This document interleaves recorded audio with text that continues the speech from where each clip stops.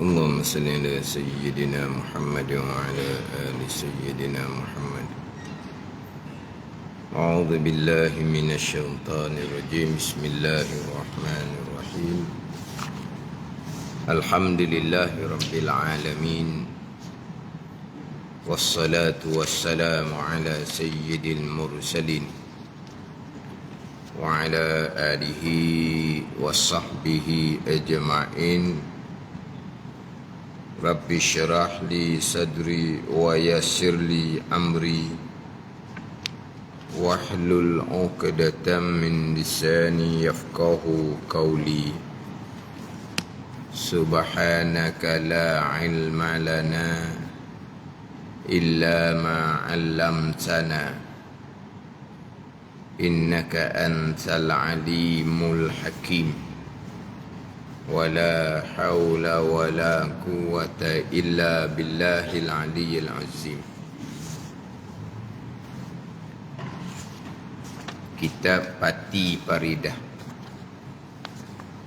Kitab Pati Paridah, muka surat 48. Muka surat 48, baris yang kelima daripada bawah. Muka surat 48, baris yang kelima daripada bawah. Qala al-muallifu rahimahullahu ta'ala wa nafa'ana bi'ulumihi amin. Dua amanah mereka itu, dua daripada 9 perkara, dua daripada 9 perkara, 9 sifat bagi Rasul yang terkandung di dalam Muhammadur Rasulullah, iaitu syahadah yang kedua. Syahadah yang pertama, asyhadu an la ilaha illallah. Syahadah yang kedua, wa asyhadu anna Muhammadar Rasulullah. Sekarang pergi kepada syahadah yang kedua, wa asyhadu anna Muhammadar Rasulullah. Terkandung di dalam Muhammadur Rasulullah 9 perkara, yakni 9 sifat. Yang pertamanya, benar segala rasul. Apabila penyaksian bahawa Nabi Muhammad sallallahu alaihi wasallam sebagai utusan Allah, maka benar pengakuan Nabi sallallahu alaihi wasallam sebagai rasul, dan benar akan sekalian perkara yang dibawa datang oleh Nabi sallallahu alaihi wasallam, termasuk Nabi cerita berkaitan dengan nabi-nabi, rasul-rasul yang lain. Jadi apabila benar akan sekalian perkara yang dibawa datang oleh Nabi sallallahu alaihi wasallam, termasuk Nabi menceritakan bahawa Nabi menceritakan berkaitan dengan nabi-nabi dan rasul-rasul yang terdahulu, maka benarlah mereka sebagai Rasulullah. Apabila benar mereka sebagai Rasulullah, nabi-nabi, rasul-rasul yang lain, pastilah sebagaimana benarnya Nabi sallallahu alaihi wasallam, begitu juga benar sekalian nabi-nabi, rasul-rasul yang lain yang dicerita oleh Nabi sallallahu alaihi wasallam. Jadi terkandung di dalam pengertian Muhammadur Rasulullah, yang pertamanya benar segala rasul. Jadi kita kalau sekali imbah, jadi mungkin kita tak berapa faham. Sebab syahadah yang kedua, wa asyhadu anna Muhammadar Rasulullah, penyaksian Nabi Muhammad sebagai utusan Allah, terkandung di bawah penyaksian Nabi Muhammad utusan Allah benar sekalian rasul-rasul. Mana sekalian rasul-rasul tu bersifat dengan sifat benar. Dalam syahadah yang kedua tak ada cerita rasul segala rasul. Dalam syahadah yang kedua penyaksian Nabi Muhammad sebagai Rasulullah. Jadi benar Nabi SAW lah. Baru-baru kita faham lalu dah. Sebab syahadah yang kedua Muhammadur Rasulullah. Maka terkandung di dalam Muhammadur Rasulullah benar Nabi SAW. Ada ni. Benar segala rasul. Sekalian rasul-rasul bersifat dengan sifat benar, bersifat dengan sifat sidik. Mana cerita rasul-rasul yang lain di dalam syahadah yang kedua? Cerita Nabi Muhammad sebagai utusan Allah. Pada ni. Apabila kita i'tikad akan benar dakwaan pengakuan Nabi sebagai Rasulullah, kita i'tikad benar sekalian cerita-cerita, perkhabaran-perkhabaran yang dibawa datang oleh Nabi SAW. Apakah di antara perkara yang dikhabarkan, yang dibawa datang oleh Nabi SAW, termasuk Nabi-Nabi, Rasul-Rasul yang lain, bermula daripada Nabi Adam alaihissalam sampailah Nabi Isa alaihissalam. Nabi bawa datang. Maka benar Nabi sebagai Rasul. Maka benar sekarang perkara Rasul bawa datang. Maka benarlah mereka itu adalah Rasulullah. Apabila mereka sekalian itu Rasulullah, pastilah mereka bersifat dengan sifat benar, bersifat dengan sifat sidik. Sebagaimana sifat benar, sifat sidik yang ada pada Nabi SAW, yang penyaksian syariah kedua, kita mengaku Nabi Muhammad utusan Allah. Kena pergi situ. Bahkan terkandung di dalam syahadah yang kedua ni, terkandung dalam syahadah yang kedua Muhammadur Rasulullah, bukan hanya 9 sifat ni. 9 sifat, 4 sifat wajib, 4 sifat mustahil, 1 sifat harus bagi sekalian Rasul. Bukan terkandung ni saja ni. Terkandung berkaitan dengan malaikat. Siapa cerita malaikat? Nabi SAW.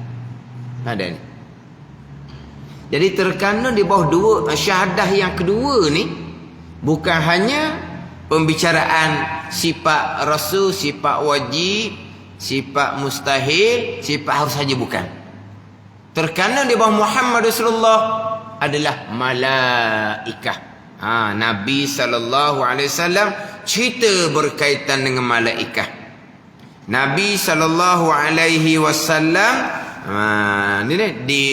diwahyukan akan ayat-ayat Quran yang menceritakan berkaitan dengan malaikah, berkaitan dengan kitab yang dibawa datang oleh Nabi SAW dan dibawa datang oleh rasul-rasul yang lain.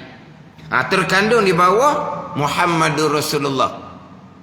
Terkandung di bawah Muhammadur Rasulullah beriman dengan hari qiyamah, beriman dengan hari akhirah, hari kesudahan.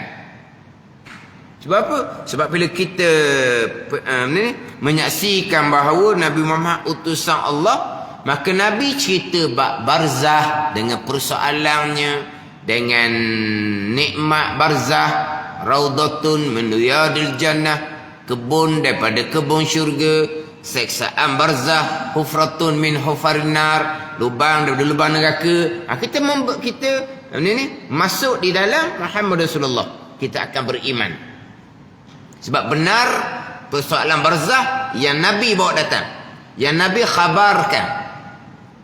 Nabi bawa datang, Nabi khabarkan berkaitan dengan tiup sangkakala yang pertama, dihancurkan langit dan bumi. Tiup sangkakala yang kedua, dibangkitkan kembali sekalian. Khabar Nabi, cerita yang dibawa datang oleh Nabi akan dihalau dan dihimpunkan di mahsyar. Panjang hak Nabi khabarkan sampailah kepada bicara syurga dan neraka. Maka kesemua tu terkandung di dalam Muhammadur Rasulullah. Terkandung dalam Muhammadur Rasulullah. Jadi maknanya dua kalimah syahadah ini bukan hanya terkandung aqaidul iman yang 50 saja, bukan. Terkandung sekalian perkara yang kita imani. Terkandung di bawah asyhadu an la ilaha illallah wa asyhadu anna Muhammadar Rasulullah. Di ayat kitab macam mana di hadapan bila bicara berkaitan dengan malaikat. Dimula bicara malaikahnya di muka surat 55 dia cerita sini. Disebut malaikah gitu je. Semua kitab dah. Terkandung di bawah Muhammadur Rasulullah ialah beriman dengan malaikah. Baca cerita berkaitan dengan malaikah. Tak ada dalam kitab kita ni. Sehingga kan beriman dengan Allah Subhanahu wa taala, beriman dengan sifat-sifat Allah Subhanahu wa taala yang terkandung di bawah syahadah yang pertama tu, asyhadu an la ilaha illallah tu, bahkan beriman dengan Allah, beriman dengan sifat Allah Subhanahu wa taala. Syahadah yang terkandung di dalam syahadah yang pertama sendiri pun terkandung di dalam Muhammadur Rasulullah. Aku jalan mana? Dan sekarang kita bicara terkandung di dalam pengertian syahadah yang kedua, wa asyhadu anna Muhammadar Rasulullah, akan 9 sifat. Sifat yang wajib 4, sifat mustahil 4, 1 sifat yang harus. Bahkan pergi pula kepada kitab malaikah, kitab dan juga hari kesudahan pun terkandung di dalam kalimah syahadah yang kedua, Muhammadur Rasulullah. Kerana kesemua itu adalah perkara-perkara yang dikhabarkan oleh Nabi sallallahu alaihi wasallam. Yang dikhabarkan oleh Nabi sallallahu alaihi wasallam. Sehingga kan termasuk juga syahadah yang pertama terkandung di dalamnya akan sifat-sifat Allah Subhanahu wa ta'ala pun masuk di bawah Muhammadur Rasulullah. Masuk di bawah Muhammadur Rasulullah. Cuba kita tengok di muka surat 50. Cuba kita tengok di muka surat 50. Baris yang ke-6 daripada atas. Kita lakoh ke depan.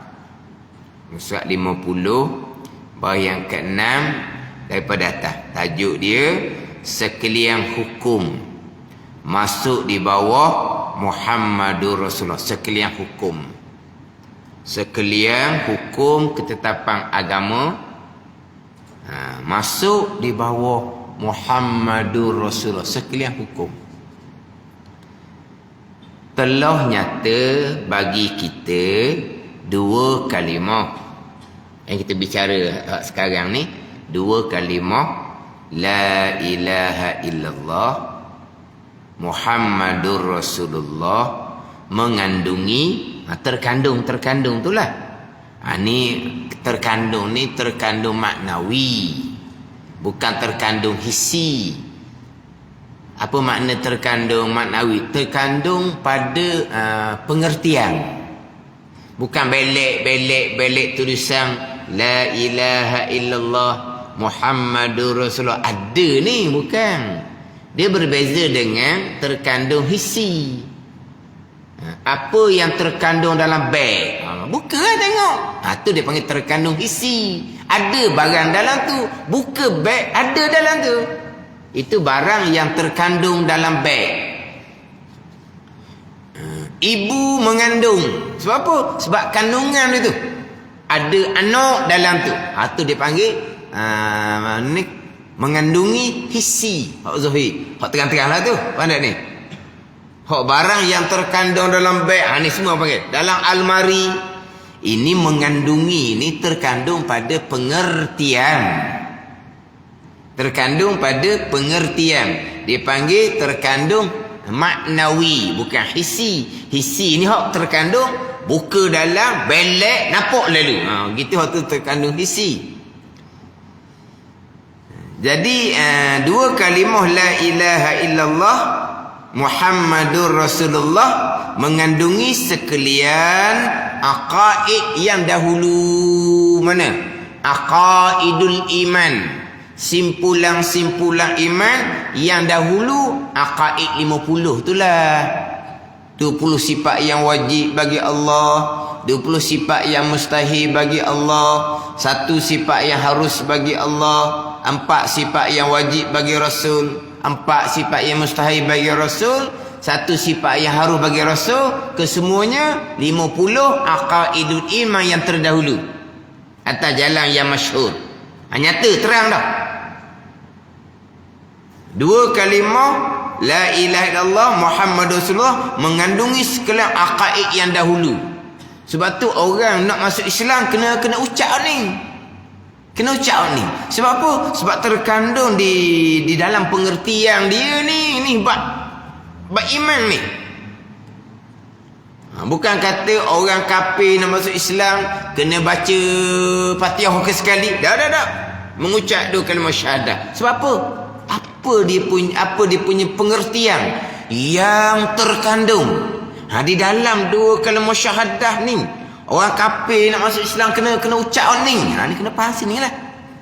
Sebab terkandung di dalam tu akan sekalian aqaid yang dahulu, aqaidul iman yang 50. Tengok. Bukan la ilaha illallah dan sekalian hukum masuk di bawah Muhammadur Rasulullah. Sekalian hukum ni termasuk bicara bab malaikah, kitab, hari kemudian, hukum hakam agama Allah terkandung di bawah Muhammad Rasulullah hingga la ilaha illallah tu terkandung di bawah Muhammadur Rasulullah. Sebab apa gitu? Sebab mari mana la ilaha illallah? Mari mana? Sebagaimana mari mana khabaran malaikah? Mari mana khabaran kitab? Mari mana khabaran hari kiamat? Mari mana khabaran cerita barzah? Mari mana? Mari daripada Muhammadur Rasulullah. Maka kesemua tu terkandung di bawah Muhammadur Rasulullah. Mari mana la ilaha illallah? Mari mana wujud kidam bakar? Mari mana? Kudrah, iradah, ilmu, mari mana? Mari daripada Muhammadur Rasulullah. Muhammadur Rasulullah yang bawa ni. La ilaha illallah pun masuk dalam Muhammadur Rasulullah. Faham tak ni? Dah wujud kidam bakar yang terkandung di bawah la ilaha, mari mana? Muhammadur Rasulullah lah. Nabi yang khabarkan, Nabi yang ceritakan. Hak malaikat kenapa terkandung di bawah Muhammadur Rasulullah? Malaikat gaib. Lepas tu siapa yang khabarkan? Muhammadur Rasulullah lah. Barzah gaib. Kita imani. Mari mana? Muhammadur Rasulullah lah. Dah Allah yang gaib, mari mana khabaran dia? Wujud kita bakar mari mana? Muhammadur Rasulullah. Jadi sehingga kan hak la ilaha illallah pun terkandung di bawah Muhammadur Rasulullah. Faham tak sini? Kena faham molek, takut jadi besar Muhammadur Rasulullah lah daripada la ilaha illallah. Salah sangat faham gitu.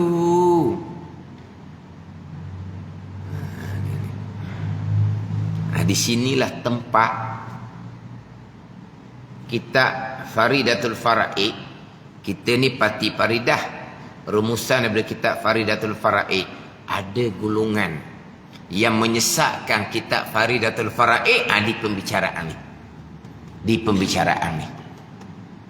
La ilaha illallah masuk di bawah Muhammadur Rasulullah.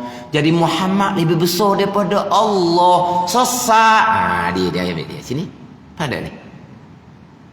Apa? Dia salah faham. Dah kata la ilaha illallah masuk di bawah Muhammadur Rasulullah. Apa makna dia? Dan ini bahkan la ilaha illallah dan segala hukum masuk di bawah Muhammadur Rasulullah. Kita ni bukan baca sendiri, kena ambil faham daripada guru. Ada ni. Orang sekarang dia pun ambil gambar satu-satu kitab, dia share. Ni kata imam. Adakah imam ni tak betul? Adakah imam ni bodoh? Adakah imam ni jahil? Ini orang yang tak faham agama. Itu kitab. Apa pengertian kitab? Ambil daripada guru mana? Guru sampai ke tuan kitab, imam tu sendiri. Tanda ni.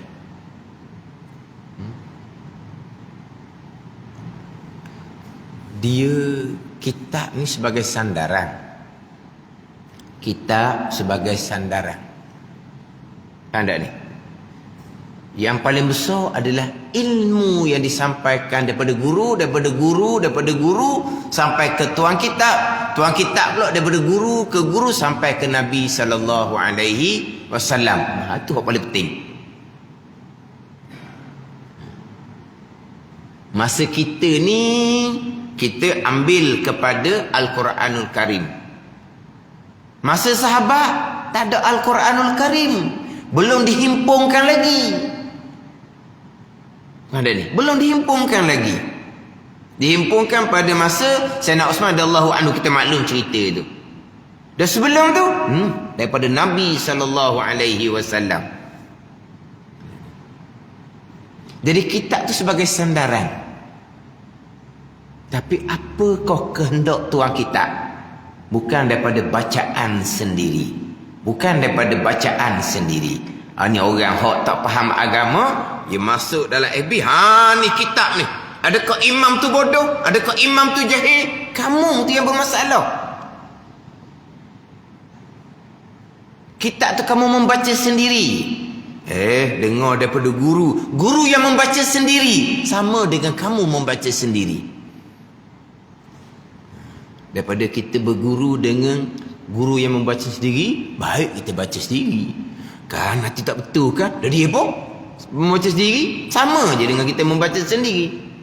Kita cari guru kerana guru tu ada guru. Ada salsilah dia panggil. Sampai kepada Nabi sallallahu alaihi wasallam. Kena faham. Ini ilmu agama yang datang daripada Allah, bukan akalan manusia. Tak sama dengan ilmu dunia. Ilmu dunia, ilmu apa tu, mari daripada akalan manusia dan kajian manusia. Ada ni? Akalan dan kajian manusia. Walaupun ilmu tu mari daripada akal manusia, kajian manusia, orang yang nak ilmu dunia ni kena cari guru juga. Walaupun sebenarnya itu ilmu akal dia, kajian dia. Tapi kita nak ilmu akal ni, ilmu kajian ni, kita kena pergi pada guru yang hanya menggunakan akal dan kajian sendiri. Bayangkan. Sebab apa? Akal kita, kajian kita tak capai. Itu ilmu akal, ilmu dunia. Ilmu kajian, ilmu dunia. Cari guru. Tak boleh buat reka sendiri. Ilmu agama ni ilmu wahyu daripada Allah. Bukan akal Nabi sallallahu alaihi wasallam, bukan kajian Nabi sallallahu alaihi wasallam. Sama telahlah Syarat utama guru kitab adalah sandaran. Ini ilmu yang sebenar. Tapi kalau orang ni tak dapat ilmu yang sebenar, dia hanya ambil daripada guru yang membaca sendiri, dia tak faham kedudukan ni. Maka dia pun tunjuk, ni kitab kata ni.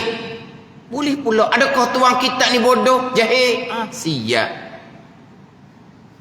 Nampak sangat tak dapat ilmu yang sebenar daripada guru yang berguru, guru yang membaca sendiri.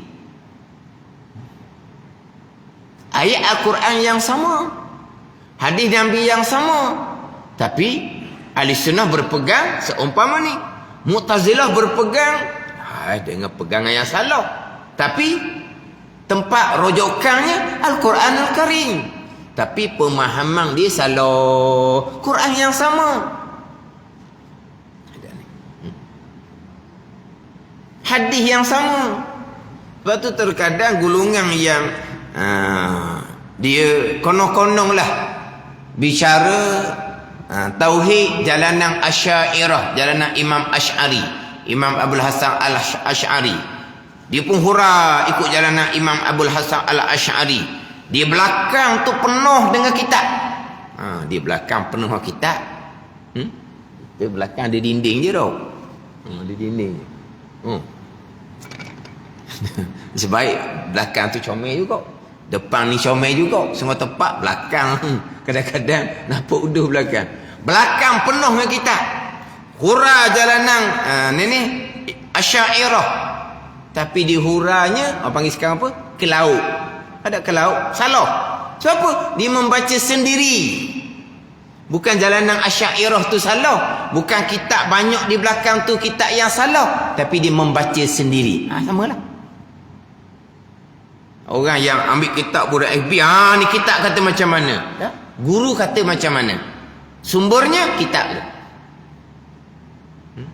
Itu Quran yang satu, tapi pahaman yang berbeza.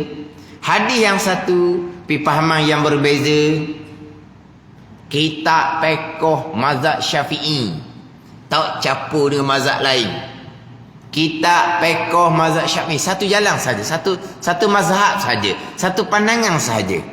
Kitab yang sama tapi huraian yang berbeza. Kenapa? Kalau ni ambil kitab fiqh mazhab Syafi'i, ni ambil kitab fiqh mazhab lain, maka berbeza. Tak peliklah sebab dia mazhab lain-lain. Ini cerita kitab fiqh mazhab Syafi'i satu jalan saja, tak datangkan mazhab lain. Tapi guru ni ajar lain, guru ni ajar lain. Kenapa? Pemahaman. Dan mana pemahaman yang sebenar? Mana yang ambil daripada guru yang sebenar, guru yang sebenar, guru yang sebenar, sampai ke Nabi SAW. Anak situ. Ini ada pemahaman dia. Ini ada pemahaman dia. Pemahaman ambil daripada mana? Akal sendiri, bacaan sendiri. Tapi kalau kau taksub dia payahlah. Guru, betul lah guru. Dia ambil daripada mana pemahaman dia tu? Kitab fiqh kitab mudah je. Kitab fiqh kitab mudah je. Tapi dia pemahaman dia ambil mana? Baca kitab yang sama, pemahaman dia ambil mana? Siapa guru dia? Itu penting. Ada ni. Kita ilmu dunia cari guru sebenar-benar, walaupun ilmu akal, ilmu kajian. Kita ilmu agama ni pakai sedap cakap kita turut, sedap cakap kita turut. Gitu je. Mengaji lama mana pun, kalau tak pandai berbicara, suara tak apa bunyi, mengaji apa ustaz tu? Tak aling. Apa tak aling? Ngajar cakap tak pandai. Dia aling sebab dia ngaji lama. Tu cakap dah pandai. Cakap lain. Itu kelebihan lain pula. Faham tak ni? Ada orang petah berbicara, ilmu tak sebalah mana pun. Ada orang ilmu dia banyak, tapi begitulah. Kekurangan dia segi penyampaian. Gitu je. Kita dah penting ilmu, kita penting kepada penyampaian. Dan ilmu dia tak ada mana. Lepas tu dia ajar pemahaman sendiri. Pun orang lah. Kita tauhid sama telah, kita pekoh mudah pun tersalah pun pemahaman, kita tasawuf pun sama juga. Tasawuf hakikat tinggi-tinggi, tapi pemahaman ambil mana? Kita tu mengaji dengan siapa? Kulit ke kulit. Pada kulit ke kulit, ambil daripada depan sampai ke belakang. Tu kulit ke kulit. Dia ngaji pondok kulit ke kulit. Pada kulit ke kulit, daripada kulit hadapan sampai kulit belakang. Bukan ngaji kulit tak ada benda isi tu lah, tapi disebut kulit ke kulit.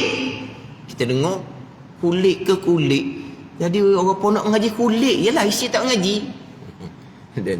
Bukan tebuk ambil ikut nak periksa, bukan. Kulit ke kulit. Sekarang ni tasawuf hakikah yang diajar. Mengaji di mana? Guru mana? Ni penting ni. Pekoh hak mudah pun kita kena cari guru yang berguru walaupun mudah. Pegangan tauhid sama telah lah. Hak tasawuf ni, tasawuf hakikah, dia ambil guru mana? Dia bukan ambil daripada guru akalan dia sendiri. Akhirnya pun ajarlah kita tasawuf tinggi-tinggi kepada orang yang belajar tu. Fardu ain tauhid pun tak belajar lagi, fardu ain fiqh pun tak belajar lagi, fardu ain tasawuf pun tak belajar lagi. Siang tengok orang tua-tua ngajar, kemudian tahu dah dia mengaji dah ni. Kitab Hikam Syarahan Taqu Pulau Mani. Tinggi uraian Hikam Syarahan Taqu Pulau Mani. Mengaji kitab Hikam Syarahan Taqu Pulau Mani. Bila bicara bab tauhid, tak tahu hujung pangkal. Bicara bab pekoh, dah reti sangat-sangat. Bicara bab tasawuf taubah, bab qada-qada, tak pernah pun qada semayang yang memang diakui ustaz kita orang dulu, bukan macam orang sekarang. Orang sekarang ni budak-budak mak ayah suruh semayang dah. Kita zaman dulu ni begitulah dia kata. Jadi semayang tu dak nekan mana, semayang tak semayang, semayang tak semayang. Akhirnya pilih balik, banyak tinggal semayang ustaz Lepas tu macam mana kami ni, kami nak kena qada ke? Lepas tu kalau kami nak qada, kami nak buat semayang sunat, macam mana kami ni? Dah kami ni diajar kitab Hikam Syarahan Taqu Pulau Mani.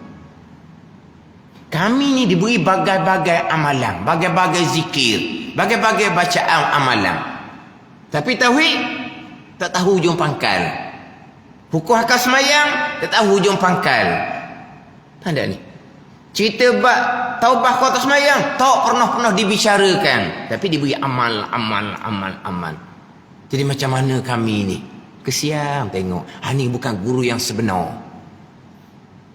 Ni semua akan di mahsyar belaka ni. Mahsyar belaka ni. Besar tanggungjawab yang seumpama ni. Jadi nak kena qada lah. Tapi nak payahlah orang ni, kadang-kadang dia amalan sunat dia banyak dah. Zikir dia banyak. Dia ada amalan dah. Lepas tu nak suruh qada sebanyak masa. Lepas tu macam mana? Kata kena belajar molek lah. Tapi dia orang ni dia sudah khoyar dah. Dia rasa macam syurga dah dianya. Dah amalan guru dia beri. Tapi tauhid dah hujung pangkal. Pekoh pun Allah berat-berat. Ni. Ngaji kitab Hikam Syarahan Taqu Pulau Mani. Bayangkan kita duduk di Kelantan mengaji Hikam Syarahan Taqu Pulau Mani ni, hak belajar tu tahap-tahap mana dah mai dengar tu bukan tahap kapung. Hak ni tahap kapung fardu ain pun tak lepas digajar. Hak Hikam Syarahan Taqu Pulau Mani. Ni faham ni? Tidak berguru, membaca sendiri. Kalau berguru pun dia bukan jumpa guru yang sebenar. Itu je. Ini kena jagalah, kena jaga. Kita nak akhirah, jangan sombong, jangan taksub. Kita dengar molek dengan jalan yang adil. Jalan yang insaf dia panggil. Jangan sombong, jangan taksub. Tilik molek, bawakan tu macam mana? Cerita tasawuf tinggi-tinggi, fardu ain tauhid fiqh tasawufnya macam mana? Di tempat yang kita ajar tu. Hak macam orang tua ni pula memang orang cerdik-cerdik, orang berpangkat-pangkat pencing, tapi malangnya ilmu agama mereka sangat-sangat kurang. Sangat-sangat kita panggil cetik. Cetik ke apa? Cetik. Kita ni cetik tu air tau. Air toho cetik tau. Toho kita panggil tau. Air tu toho je, takut apa kok. Toho tu dia panggil cetik. Ilmunya sangat cetik. Orang cerdik pandai ni.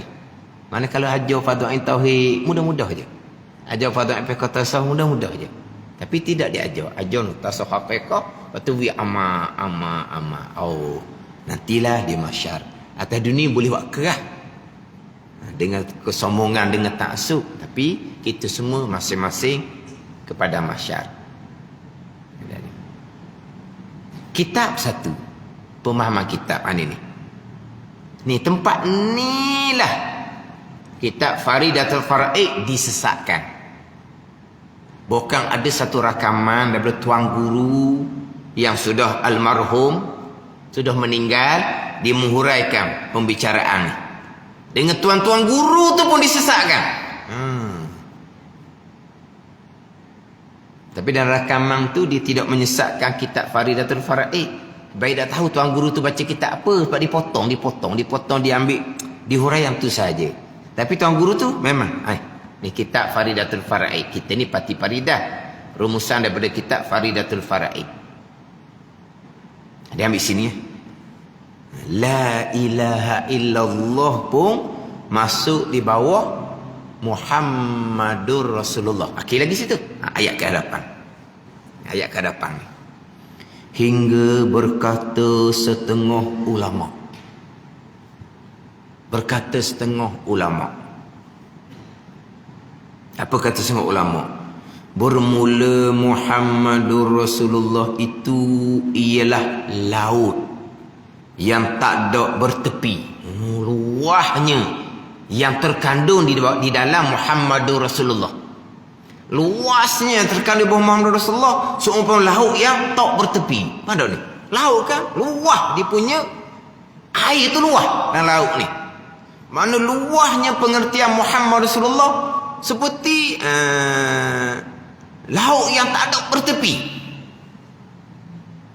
Dan la ilaha illallah satu titik daripada laut yang luas.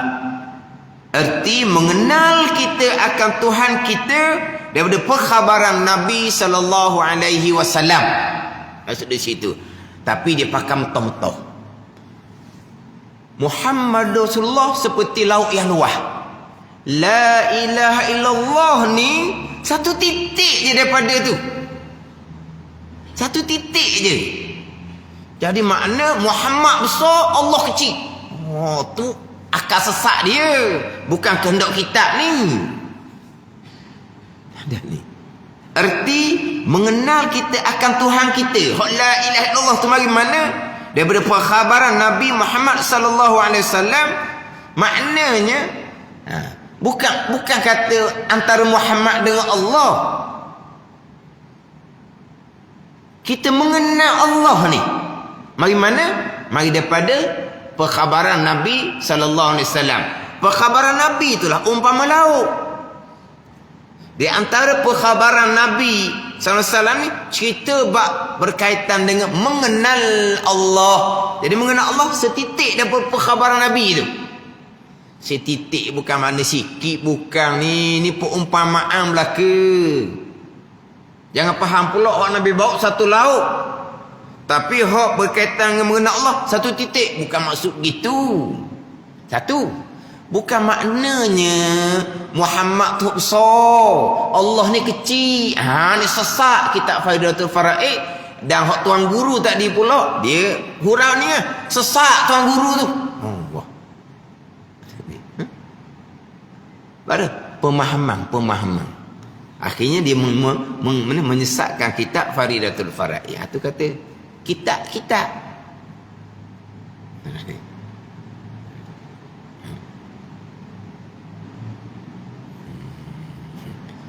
Bicara di sini bukan bicara berkaitan Allah Ta'ala.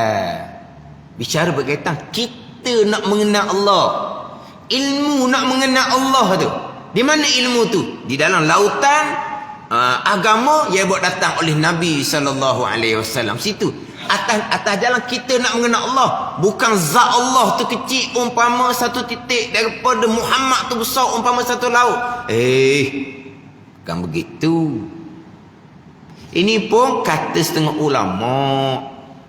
Ayat ni kalau baca sendiri kok, mari daripada hak jenis akal yang sudah tolak kitab Faridah, tolak kaedah sebab 20, dia baca je, dia faham ikut dina.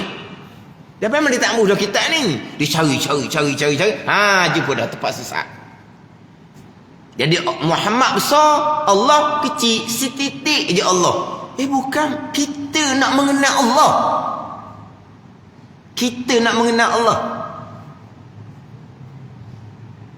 Kita balik pada hakiki yang sebenar-benarnya. Muhammadur Rasulullah seperti ialah laut yang tak ada bertepi, ialah tak ada tepi. Mari mana? Hakikinya qada dan qadar. Hakikinya hak Allah juga. Lihat ni. Hakikinya gerak diam Nabi SAW, apa perkara Nabi SAW, itulah af'alullah. Sekalian adalah perbuatan Allah.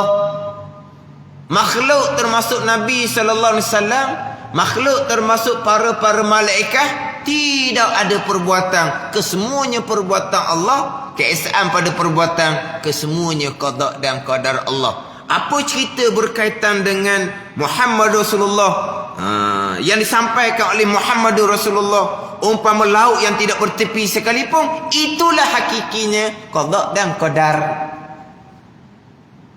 Itu je. Kita faham macam mana ni. Muhammad Rasulullah ialah laut yang tak ada bertepi, dan la ilaha illallah satu titik daripadanya. Erti apa maksud kata setengah ulama ni, kita mengenal kita akan Tuhan, kita kenal Tuhan, bukan Allah tu sendiri. Kita kenal Allah daripada perkhabaran Nabi kita Muhammad sallallahu alaihi wasallam.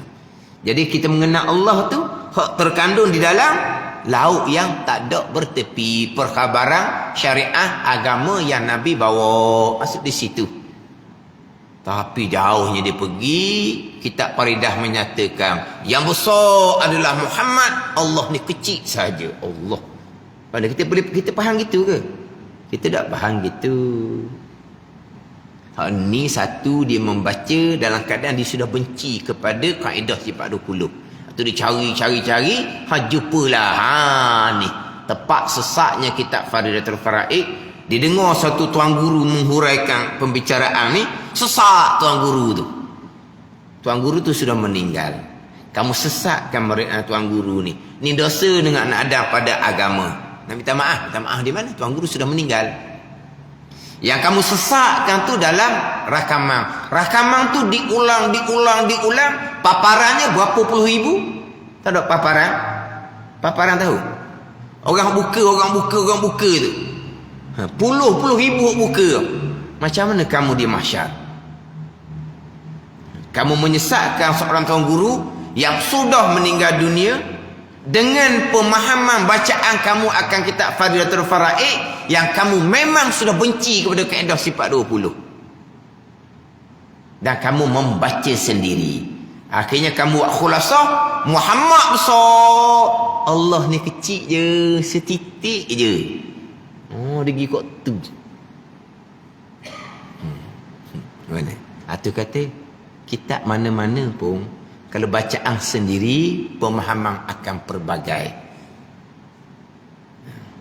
Sehingga kitab pekoh hak mudah pun, pemahaman akan pelbagai. Sama telah kitab tauhid, sama telah kitab tasawuf, walaupun tasawuf syariah, walaupun tasawuf penawar bagi hati, hidayatus sadiqin, walaupun tasawuf tu minhajul abidin, sama pula tasawuf tu sairus salikin, kitab hikam, kitab adurun napih pula, sama telah lah kena halusi molek. Kena faham molek. Tapi biasalah dia golongan-golongan yang sombong, yang sukar untuk menerima pembetulan, Sebarang pembetulan akan dikatakan kritikan. Sebarang pembetulan. Biasa je lah. Biasa kalau orang yang sombong, yang tidak insaf ni, biasanya, kalau gini lah, kalau biasa, nasihat perkara agama. Macam dia perfect, macam dia maksum, macam dia syurga dah, kan begitu biasanya. Kan boleh tegur kan.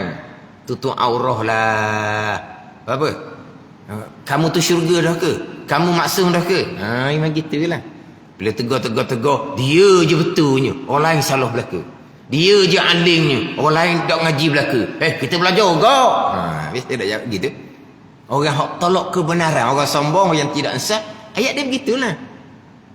Kamu maksum ke? Kamu perfect ke? Ada ni. Tak apalah, kamu je lah syurga. Kamu je betulnya. Kamu je alimnya. Ini ayat orang sombong, ayat orang tidak ada insaf. Biasa tak pelik tu. Dia je lah alim, dia je lah belajar. Kita belajar juga. Tak apalah, belajar lah. Tapi kita kena insaf lah. Itu je. Orang yang memang tolak kebenaran tu, memang ayat tu ayat normal je. Tolak kebenaran. Orang nak cerita ahli sunnah jemaah pun, bila ada tegaran, ayat gitu juga. Ayat di seorang je alim, di seorang je betul. Orang lain tak pandai belaka. Orang ni salah belaka. Guna ayat yang sama. Tak boleh kata apa dah lah.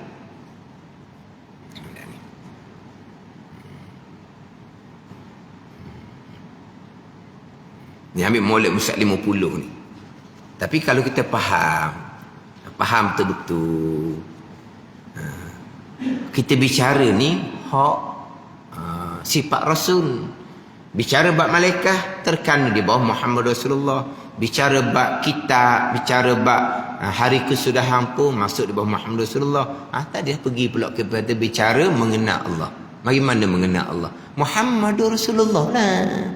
Nabi yang bawa kita kepada mengenal Allah. Kalau gitu kok la ilaha illallah masuk di bawah Muhammad Rasulullah. Lah. Pandai ni. Tapi yang pula kata besar Muhammad Rasulullah daripada la ilaha illallah. Ada. Kita nak mati tu Nabi ajar lakinu mautakum la ilaha illallah. Tak ada Muhammad Rasulullah. Bukan Nabi kata lakinu mautakum la ilaha illallah Muhammadur Rasul. Tidak. Ajak dia kamu akan nak mati dengan la ilaha illallah. Kalau kita terlajak Muhammad Rasulullah, sunat kita ulang balik la ilaha illallah. Biar akhir kalam dengan la ilaha illallah. Ada ni. Tapi nak cerita, buat banding antara Nabi Muhammad sallallahu alaihi wasallam dengan Allah Subhanahu wa taala, apa dia? Nabi Muhammad sallallahu alaihi wasallam adalah makhluk Allah. Tapi makhluk yang terpilih, Allah yang memilih. Tetap makhluk Allah. Makhluk tidak ada perbuatan. Semua yang berlaku tetap perbuatan Allah, qada dan qadar Allah Subhanahu wa taala. Tapi kita bicara di sini hak terekam di dalam Muhammad Rasul 9 perkara. Pertama, benar segala rusul. Segala rusul. Rusul ni ra sin lam. Ra sin lam, ra bagi depan. Kalau ra sin waw lam, ra bagi atas. Rasulun. Kalau ra sin lam, ra bagi depan. Rusul. Ni bahasa Arab lah ni. Rasulun seorang. Rasulani dua orang. Rusulun tiga kata. Dia gitu. Sama dengan kitabun, satu kitab.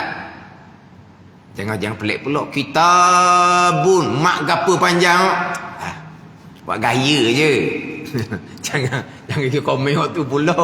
Dah, kitabun, mak wajib berkali dah. Dah panjang gitu lah. Tu buat style je. Kitabun, sebuah kitab. Kitabani, dua butir kitab, dua buah kitab. Kutubun, tu tiga kitab kata. Tu dia panggil apa jamak. Jadi rusul ni, ramai lah. Tapi dia kata segala dah ni. Benar segala rusul. Dah kalau segala tak ada rusul tu.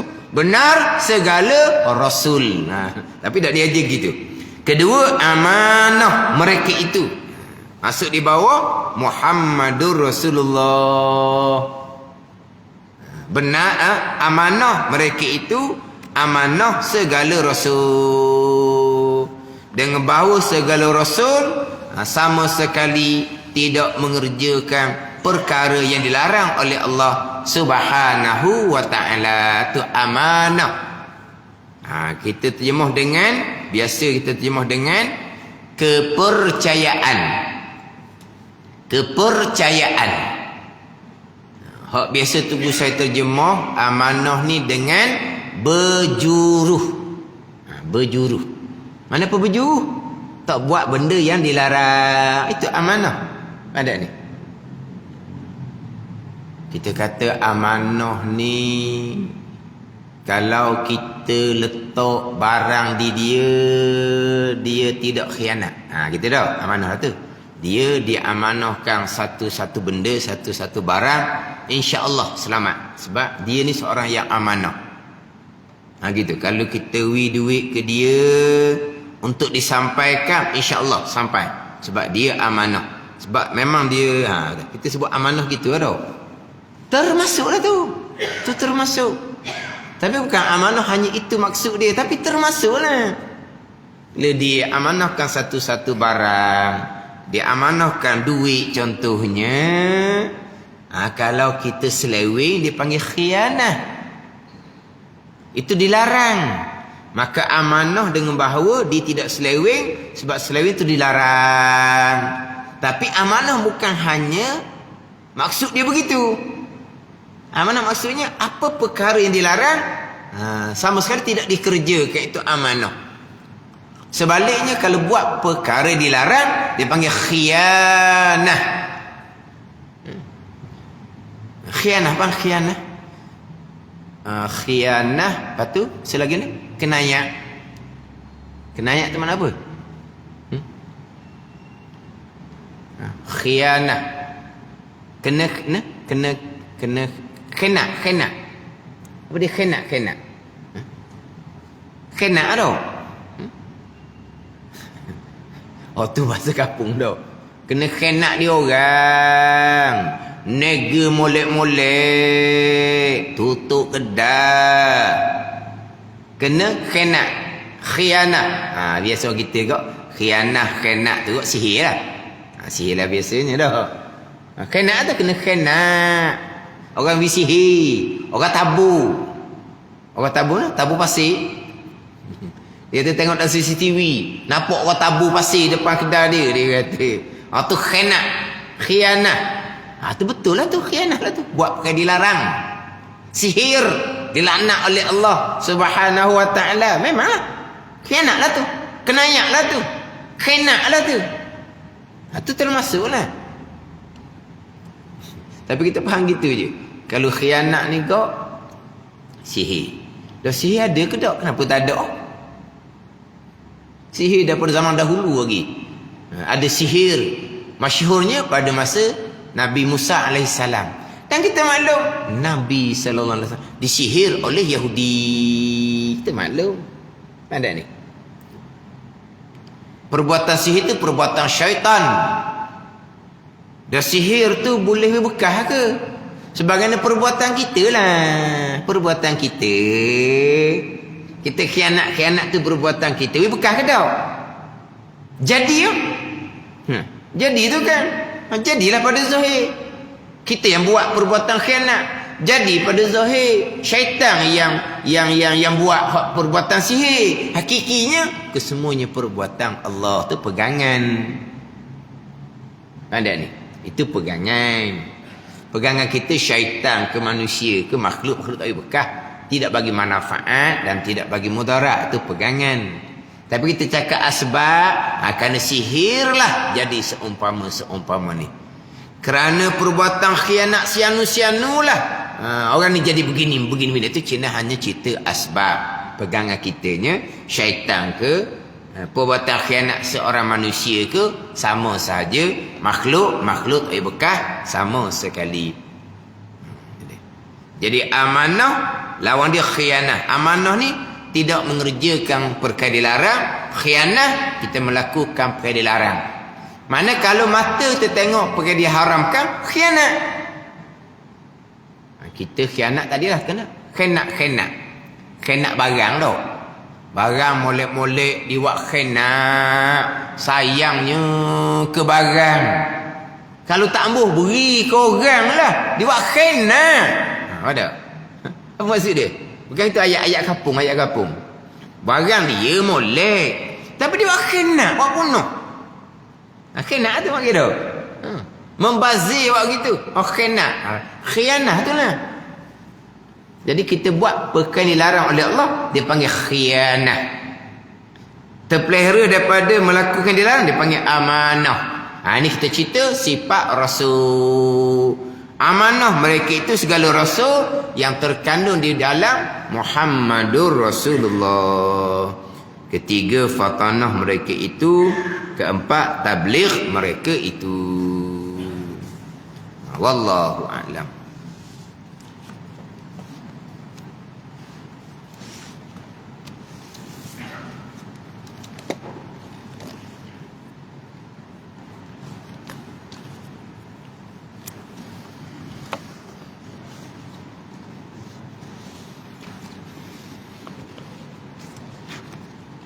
Ini kitab Hidayatus Salikin.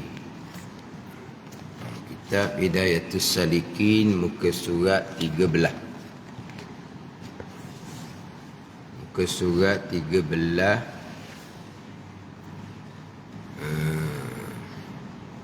Muka surat 13, baris yang ke-15 daripada bawah. Muka surat 13, baris yang ke-15 daripada bawah.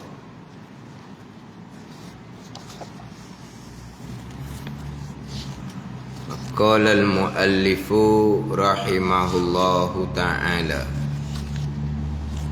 wa nafa'ana bi'ulumihi amin. Dan baca olehmu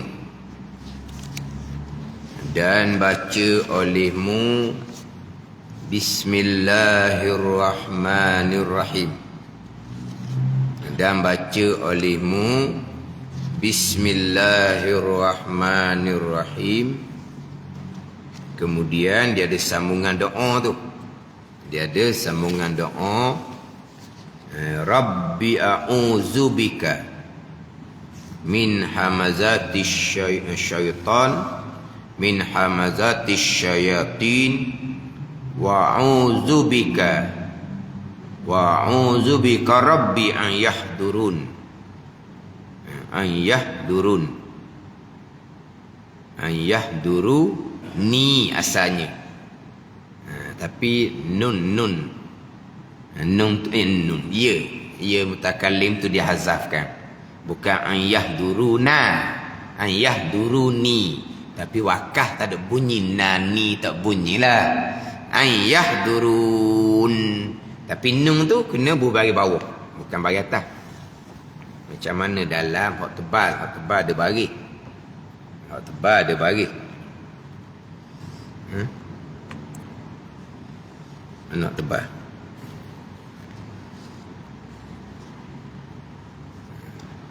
Hak nipis tu tak ada baris, tak tebal ada baris. An yahduruna. Dah. An yahduruni. Bahawa hadir syaitan akan daku. Nun tu bagi bawah.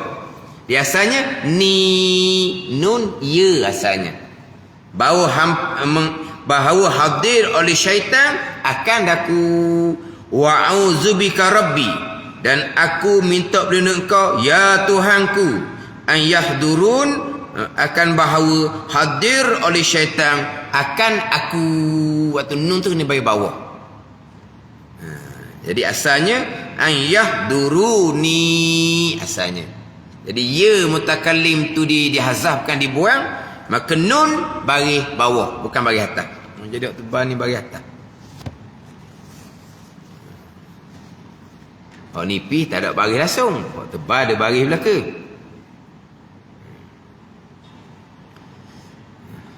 Dan baca olehmu Bismillahirrahmanirrahim. Baca Bismillahirrahmanirrahim ni ketika kita membasuh kedua belah tangan. Ketika kita membasuh kedua belah tangan, mulut kitanya baca Bismillahirrahmanirrahim. Kemudian di masa yang sama, macam sebut minggu lepas, hati kita niat membasuh tangan sebagai sunat wuduk. Hak minggu lepas tu saya ada baca dalam kitab Fathul Mu'in tu. Basuh pergelangan tangan ma'an serta tidak ada sunat basuh tangan kanan dahulu atau tangan kiri ilal qu'ain sehingga ke dua pergelangan ma'at tasmiyati serta kita membaca Bismillahirrahmanirrahim makrunati bin niyah, disertakan niat di hati basuh tangan sebagai sunat wuduk. Jadi mulut baca bismillah, fi'li kita, perbuatan kita adalah membasuh pergelangan tangan, kemudian qalbi kita, hati kita berniat basuh tangan sebagai sunat wuduk. Kemudian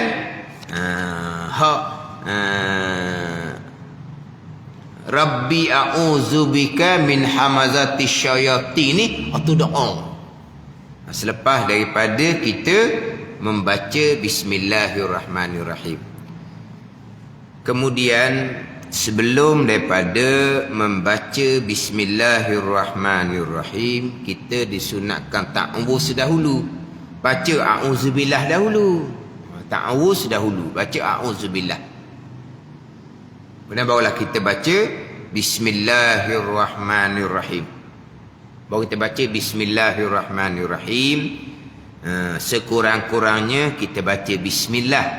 Itu sekurang-kurang. Sekurang-kurang baca Bismillah. Tapi yang akmalnya, yang sempurnanya Bismillahirrahmanirrahim. Walaupun ketika kita berwuduk, kita berhadap besar sekalipun, kita berhadas besar tapi kita tak ambuh mandi lagi, kita disunatkan berwuduk terlebih dahulu. Haid sudah kering tapi awal lagi, haid kering pukul 8 pagi, zuhur lambat lagi, jadi dia nak tangguhkan mandi wajib. Yang mana disunatkan segera mandi wajib, tapi oleh kerana zuhur lambat lagi, dia pun menangguhkan mandi wajib, maka sunat berwuduk terlebih dahulu. Barulah apa yang dilakukan selepas daripada kering haid itu tidak dimakruhkan. Mana apa? Kita berwuduk terlebih dahulu. Pada ni, ketika kita berwuduk, kita membaca Bismillahirrahmanirrahim. Kita berhadap sekalipun baca biar lengkap, bukan Bismillah sahaja. Walaupun ada pandangan daif menyatakan bahawa hak baca Bismillahirrahmanirrahim ni orang yang tidak berhadap besar. Kalau orang yang berwuduk ni sedang berhadap besar, dia tak boleh nak baca Bismillahirrahmanirrahim gitu. Sebab itu adalah satu ayat Al-Quran. Maka orang yang berhadap besar nak berwuduk ataupun nak buat apa-apa perkara termasuk makan minum, Bismillah sudah. Nak makan, Bismillah. Nak minum, Bismillah. Nak tidur, Bismillah. Gitu je. Jangan apa lebih. Itu pandangan ta'if. Pandangan utama, walaupun dalam keadaan berhadap besar, kita nak berwuduk, Bismillahirrahmanirrahim. Kita nak makan nasi, Bismillahirrahmanirrahim. Kita nak minum air, nak tidur, Bismillahirrahmanirrahim. Contoh perempuan haid lah. Perempuan haid, dia makan, minum, tidur ke apa ke, mulut sentiasa Bismillahirrahmanirrahim. Padahal Bismillah, okey dah. Masalah sekarang ni dia berhadap besar, dia sedang haid. Orang yang berhadap besar haram membaca Al-Quran. Bismillahirrahmanirrahim ni satu ayat Al-Quran. Satu ayat Al-Quran. Ada ni. Jadi pandang dhaif kata tak boleh baca penuh gitu. Bismillahirrahmanirrahim. Tak boleh. Bismillah saja. Tu pandang dhaif. Ada orang mah tu, tak. Bismillahirrahmanirrahim lah ke mana orang puang. Masa tauhid nak makan nasi, Bismillahirrahmanirrahim. Sedang hid nak makan nasi, Bismillah. Ada? Ha? Tak ada pandang dhaif, dia kena buat gitu. Tamat dah. Mana kalau kita berwuduk, kadang-kadang kita berhadap besar sekalipun kita nak bismillah, afdalnya Bismillahirrahmanirrahim. Ianya adalah satu ayat Al-Quran. Tapi jangan kosak membaca Al-Quran lah, kosak zikir. Apa zikir? Bacaan yang disunatkan sebelum kita berwuduk. Bacaan yang disunatkan sebelum kita makan dan minum. Kita kata zikir. Ataupun tidak niat apa-apa, tapi janji jangan niat membaca Al-Quran. Sebab orang yang berhadap besar membaca Al-Quran, kita maklum hukumnya haram. Bismillahirrahmanirrahim adalah satu ayat Al-Quran. Ada ni. Jadi sebelum baca Bismillahirrahmanirrahim disunatkan ta'awuz, a'udzubillah lah. Kemudian dalam kitab ni dia tidak datangkan. Dia selepas daripada membaca Bismillahirrahmanirrahim, kita disunatkan ini syahadah tu. Hak syahadah sebagaimana di akhir wuduk. Syahadah sebagaimana di akhir wuduk. Asyhadu an la ilaha illallah wahdahu la syarikalah wa asyhadu anna Muhammadan abduhu wa rasuluh. Atau syahadah di akhir wuduk. Jadi selepas daripada baca bismillah, kita disunatkan menyebut dua syahadah tu. Dua syahadah tu. Kita dua syahadah tu kita hanya baca di penghujung. Asyhadu an la ilaha illallah wahdahu la syarikalah wa asyhadu anna Muhammadan abduhu wa rasuluh tu. Lepas tu kita pun baca doa Allahumma ja'alni minat tawabin wa ja'alni minal mutatahhirin tu. Tu kita memang bacalah. Sebelum daripada kita berdoa di hujung wuduk, bahkan dua kalimah syahadah tu kita disunatkan baca selepas daripada Bismillahirrahmanirrahim. Ataupun asyhadu an la ilaha illallah wa asyhadu anna Muhammadar Rasulullah. Ada ni.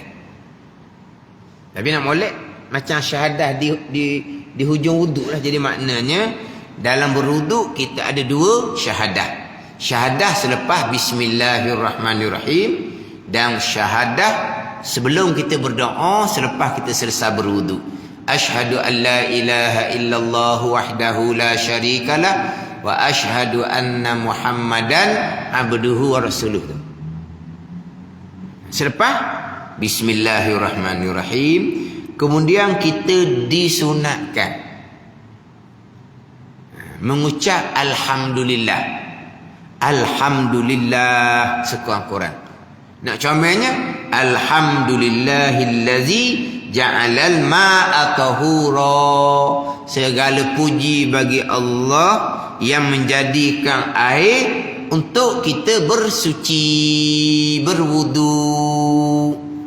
Kalau tak ada air kita nak berwuduk macam mana? Kita kena tayamum lah pula jadinya. Sekarang kita dapat berwuduk kerana ada air. Air itu siapa yang buat? Alhamdulillahillazi ja'alal ma'a tahura. Segala puji bagi Allah yang menjadikan air itu untuk kita bersuci, untuk kita berwuduk. Sunat. Ataupun Alhamdulillah. Itu hak pendek. Alhamdulillah. Barulah ni tambah doa ni. Doa ni ditambah oleh Imam Ghazali rahimahullah. Rabbi a'udzubika min hamazati syayatin wa a'udzubika rabbi an yahdurun. Hak ni hak ditambah oleh Imam Ghazali. Tapi sini cuma dia datangkan bismillah, kemudian didatangkan doa saja.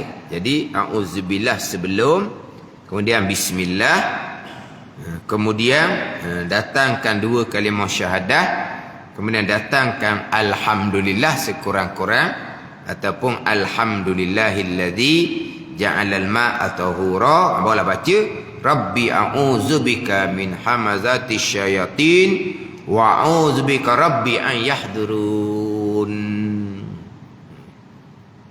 Oh, banyak di dalam semayang, dalam wuduk kita ni. Hok sunat-sunat baru je tahu. Gitulah. Sungguh mula-mula tu bunyi kata tajuk wuduk. Wah, wuduk. Bodoh pandai. Gitulah dia buat remeh. Buat remeh. Bila belajar Allah lah, banyak ketinggalan. Banyak ketinggalan. Bismillah orang baca, auzubillah baca dah. Auzubillah tu maksud nak baca Quran. Oh iyalah tu. Iza qara'tal Quran fasta'iz billahi minasyaitonir rajim. Tu memanglah. Sebelum baca bismillah kita baca auzubillah. Dan ni pun auzubillah juga dahulu. Oh, tak pernah baca. Gitu. Sudah bismillah tu 2 kalimah syahadah. 2 kalimah syahadah tu selepas selesai berwuduk. Hak tu satu. Hak memang disunatkan. Hak di permulaan. Lepas tu ada air boleh berwuduk tu, tambah alhamdulillah ke sepatah. Ni ada air ni. Bukan setakat ada air, mudah sangat-sangat pulah pala paik je. Dulu payah juga kena timba air karat air. Telaga pula tengah panas. Dulu. Sekarang dak. Tempat berwuduk teduh, pulah aja keluar air. Air tu siapa buat? Allah Ta'ala buat. Mana alhamdulillahnya? Tak ada juga situ. Tu kata sunat je. Dia orang ni kadang-kadang hak jenis malah, dia tahu sunat pun dia tak buat. Tu hak jenis malah. Dia tahu sunat tapi tak buat. Tu malah. Kita ni bukan jenis malah. Tapi kenapa tak buat? Tak tahu. Gitu. Ada orang dia tahu sangat, tapi dah dia main sunat je. Sunat je tu lah. Tak buat tak apa. Tu jenis malah. Tu satu hal lah. Kita cerita ni orang yang tak malah, tapi kenapa tak buat? Tak tahu. Lepas tu kata Allah belajar ambil semayang. Kita tengok mudah gitu. Macam kita bicara hak minggu lepas, bab bersugi. Bab bersugi. Ittifaq 4 mazhab disunatkan bersugi. Ada pandai yang mengatakan wajib bersugi sebagian daripada wudu. Dan kita memang berus gigi, tapi kita jadikan sebagian daripada wudu ataupun tidak. Tak, kita berus gigi hak sokmo. Gigi hak sokmo tu sunat lain. Sebab apa? Sunat kita bergigi untuk bersih mulut. Tu sunat juga. Tu sunat tetap dah tu. Ni kita nak cerita sunat wuduk ni. Bersugi tu biar jadi sunat wuduk. Macam basuh pergelangan tangan, macam berkomo-komo. Nak bersugi nak jadi gitu. Biar jadi masuk dalam sunat wuduk. Ada ni. Bersugi ada ulama kata wajib walaupun mana dhaif. Baca bismillah ada ulama kata wajib, mazhab Hambali. Berkomo-komo ada ulama kata wajib, mazhab Hambali. Ada ni. Bersugi pun ada ulama kata wajib walaupun ada dhaif. Tapi kita bismillah dak tinggal, berkomo-komo dak tinggal. Bersugi kita buat sebagai wuduk, sebagaimana basuh tangan sebagaimana berkomo. Bergigi hak sama-sama tu untuk bersih mulut. Jadi berarti kita tak ada bersugi ketika berwuduk, hukumnya makruh. Sebab bersugi adalah sunnatun muakkadatun, sunat kuat tuntut. Makruh ditinggalkan. Bayangkan kita bersugi sama-sama, boleh pahala sunat bersih mulut. Kalau kita jadikan bersugi itu di dalam wuduk, kita boleh pahala sunat wuduk dan kita boleh pahala bersih mulut dengan satu perbuatan.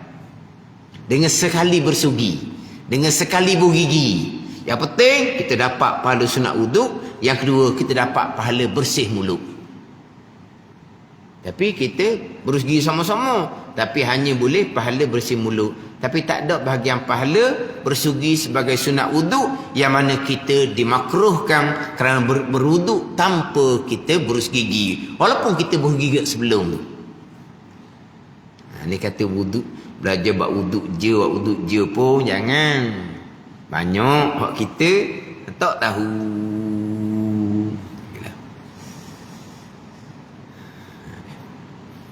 Kemudian hak berkaitan dengan Bismillahirrahmanirrahim ni, dia mazhab Hanbali wajib.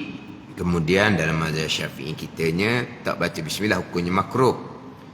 Bahkan kalau kita kalau berlakulah kita lupa baca bismillah.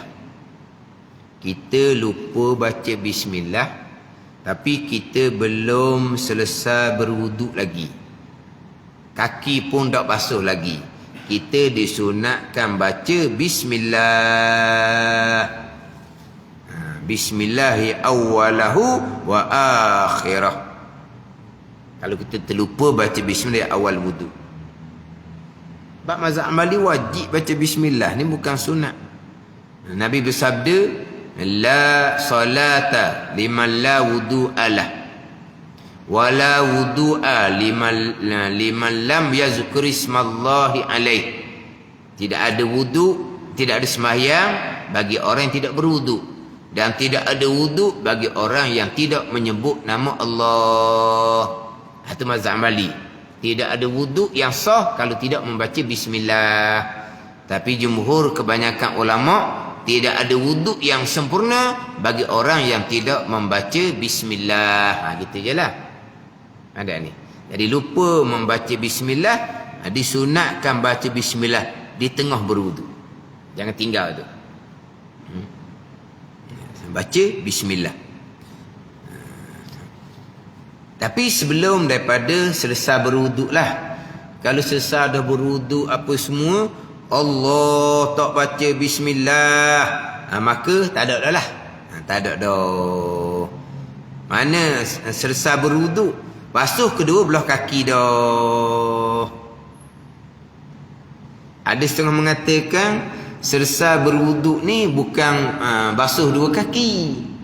Kita selesai dah berdoa, selesai dah baca inna anzalna, baru selesai sungguh, baru teringat tak baca bismillah. Tak ada dah bismillah tu. Ada setengah mengatakan sebelum selesai wuduk dengan sebelum basuh kedua belah kaki. Dan basuh kedua kaki dah Allah tak baca bismillah, tak ada dah disunatkan kita baca bismillah ataupun bismillahirrahmanirrahim ataupun bismillahi awwalahu akhirah. Pada ni. Jadi kalau kita kata kok seperti orang makan tu lah. Orang makan kan, dia lupa makan, dia lupa makan, dia lupa baca bismillahirrahmanirrahim, dia lupa baca bismillahirrahmanirrahim, dia pun teringat tengah makan, maka disunatkan baca bismillahi awwalahu wa akhirah. Cuma bezanya lupa bismillah ketika berwuduk, sunat kita bismillah di tengah. Lupa bismillah ketika makan, disunatkan kita baca bismillah di tengah. Yang bezanya hak masalah wuduk, hak masalah wuduk ni selagi belum basuh kedua belah kaki. Ada ni. Sudah dah basuh dua kaki, satu pandangan lah. Satu pandangan, basuh dua kaki tak siap lagi wuduk. Syahadah pun belum, berdoa pun belum, baca inna azalna pun belum. Ada ni. Tak sudah lagi tu. Teringat. Baca bismillah awal wa akhirah.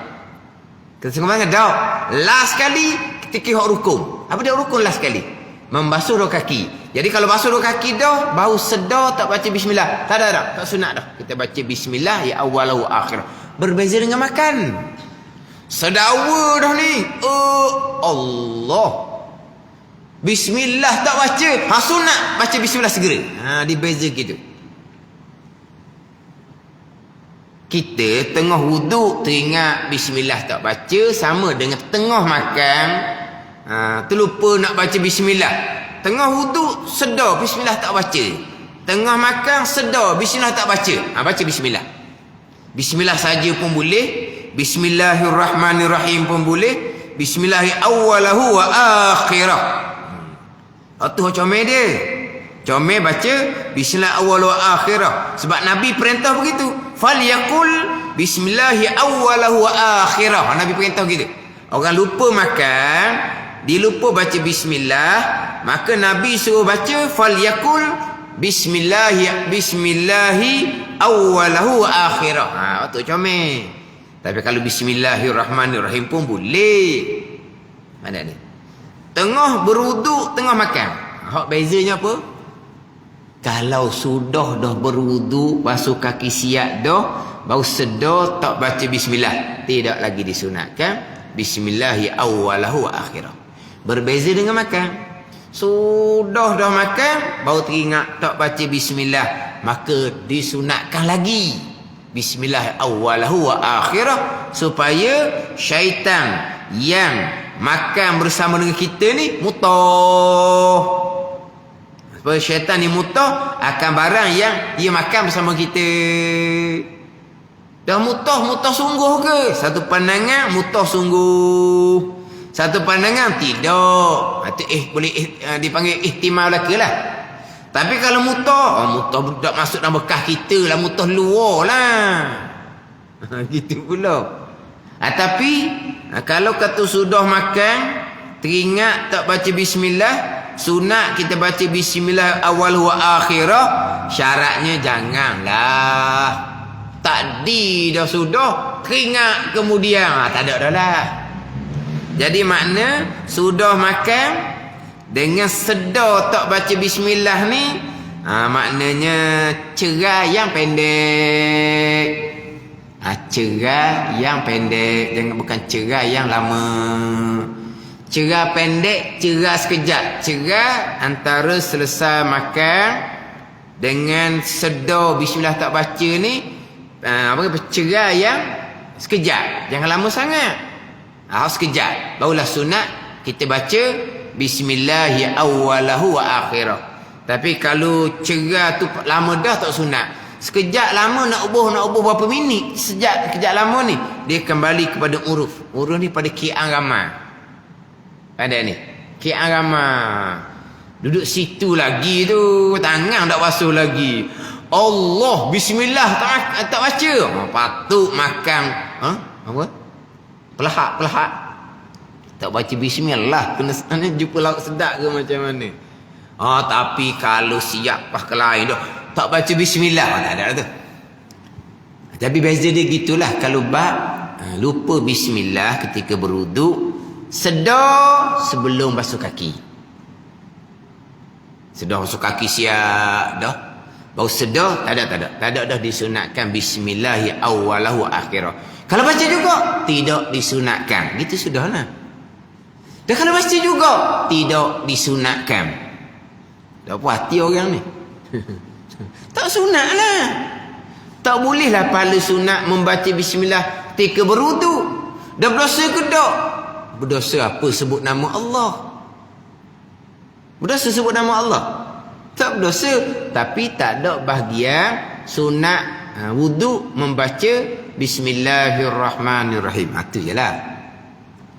Jadi sedikit perbezaan antara terlupa membaca bismillah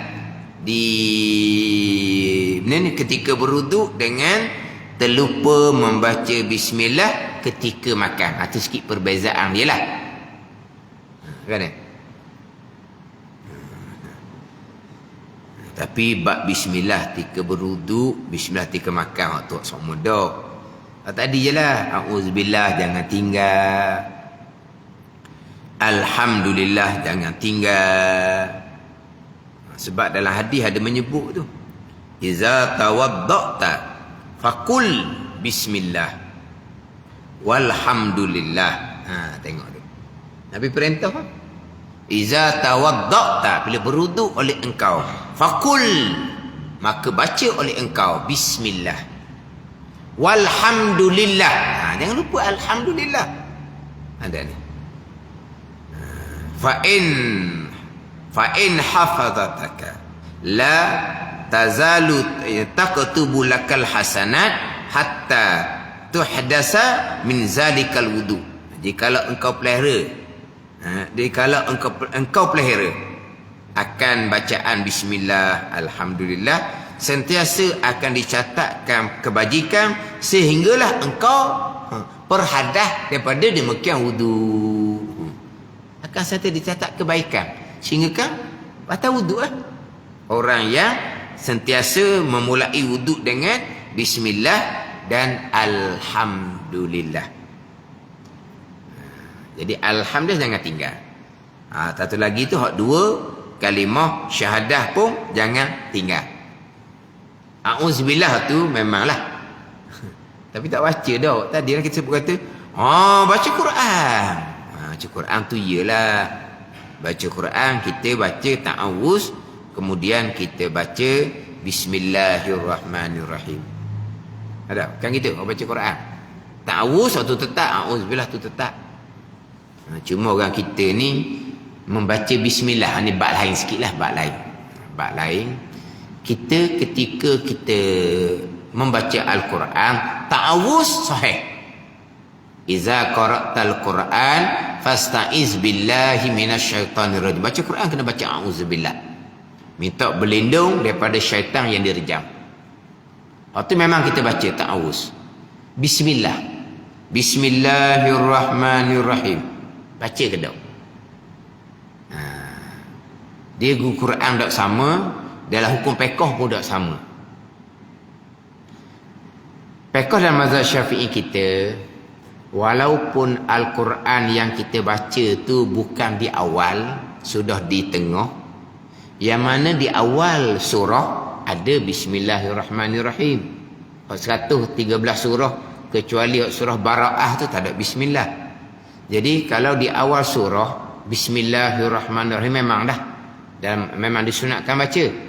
Memang disunat. Ini mazhab Syafi'i, mazhab lain tak ada baca tu. Itu mazhab Syafi'i sunat baca.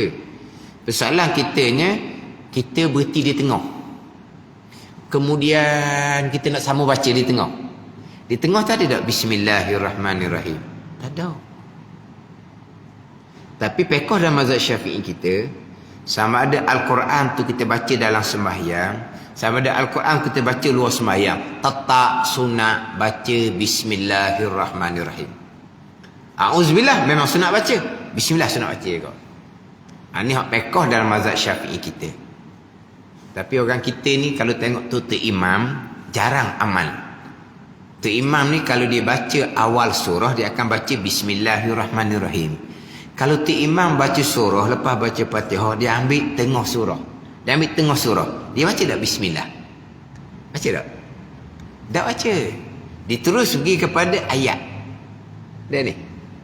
Dah mazhab Syafi'i kita tetap, walaupun kita baca tengah Al-Quran, kita baca surah tu dalam sembahyang, kita baca surah tu di luar sembahyang, tetap disunatkan baca bismillahirrahmanirrahim. Ini fiqh mazhab Syafi'i. Mazhab lain bukan di tengah surah, di awal surah pun mereka tak baca bismillahirrahmanirrahim. Di awal Fatihah pun mereka tak baca bismillahirrahmanirrahim. Itu jelas. Bukan di awal surah yang lain, di awal Fatihah pun mereka tak baca bismillahirrahmanirrahim. Awal surah lain mereka memang tidak baca bismillahirrahmanirrahim. Di tengah surah lagi lah mereka tak baca bismillahirrahmanirrahim. A'udzubillah, itu sahih baca. Tapi kita ceritain kita fiqh bermazhab Syafi'i. Di awal surah memanglah kita baca bismillahirrahmanirrahim. Yang saya nak sebut di sini, kalau kita mula di tengah, a'udzubillah memang kita baca. Bismillah sunat juga baca, sama ada dalam sembahyang ataupun luar sembahyang. Tapi Ghalib tu imam kita, kalau dalam sembahyang dia ambil tengah surah, dia tidak akan mulakan dengan Bismillahirrahmanirrahim. Ada ni. Tapi dalam mazhab Syafi'i kita sunat juga baca Bismillahirrahmanirrahim. Tapi kalau ketika kita membaca Al-Quran tu, tengok tubuh kita lah. Tak sudut balas bak pekoh tu. Ada guru Quran tak boleh baca Bismillahirrahmanirrahim. Ada tak Bismillah situ? Tak ada. Kenapa kamu baca A'udzubillah sudah lah? Ada guru Quran yang tegas umpama tu. Ada guru Quran disuruh baca Bismillahirrahmanirrahim. Itu hak pekoh Syafi'i. Lepas tu ada Quran yang kata tak usah baca Bismillah. Di situ mana ada Bismillah? Sebab kamu mula di tengah surah. Tak sudut balah lah. Kita pekoh Syafi'i kena baca Bismillahirrahmanirrahim. Banyak hal kamu cari tuku Quran lain. Susah pula kita cari tuku Quran lain. Tak sudut balah lah. Tapi Quran ada dua pasang lah. Ada yang dia tak boleh baca Bismillahirrahmanirrahim sebab tak ada di situ. Tak ada Bismillahirrahmanirrahim sebab dia mula baca tengah surah. Tapi ada guru Quran dia baca Bismillahirrahmanirrahim. Jadi kita hak ta'awuz, a'udzubillah dengan bismillah, kita biasa ketika membaca Al-Quran kita tak tinggal. Ni kita cerita, ketika berwudu kita jangan tinggal a'udzubillah. Kalau kita baca Bismillahirrahmanirrahim, kemudian kita baca dua kalimah syahadah, kemudian kita baca alhamdulillahillazi ja'alal ma'a tahura, baru kita baca rabbi a'udzubika min hamazati syayatin wa a'udzubika rabbi an yahdurun. Ini yang ditambah oleh Imam Ghazali. Kemudian maka basuh kedua tanganmu 3 kali dahulu daripada masukkan ke dalam bejana.